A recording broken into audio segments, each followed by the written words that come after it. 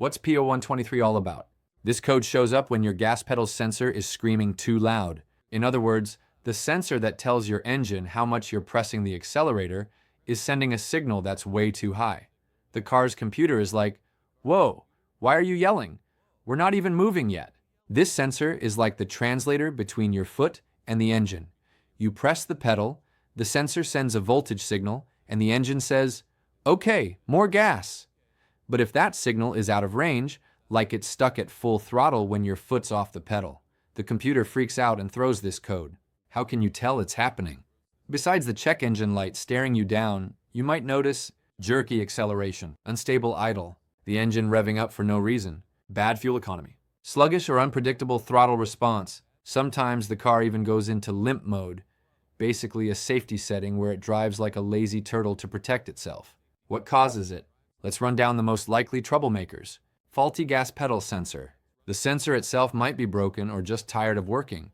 It could be stuck at a high reading. Wiring problems. A short circuit, damaged wire, or loose connector can send the wrong signal, or no signal at all. Corrosion in the connector. Moisture can sneak in and mess up the connection, giving false readings. Sensor out of adjustment. Some systems allow for calibration.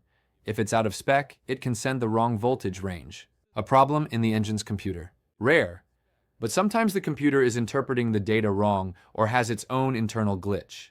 How to fix it without going crazy? Step 1. Check the connection.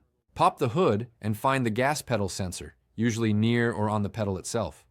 Unplug the connector, check for corrosion or loose pins, and plug it back in tight. Step 2. Inspect the wires. Follow the wire harness from the pedal to where it meets the main harness. Look for frayed, pinched, or broken wires. A short in the signal wire can easily cause this. Step 3. Test the sensor. Use a multimeter to test the voltage at the sensor. It should change smoothly as you press the pedal. If it's stuck high or jumps around, the sensor is toast. Step 4. Replace the sensor if needed. If the sensor's reading is way off or not changing, swap it out.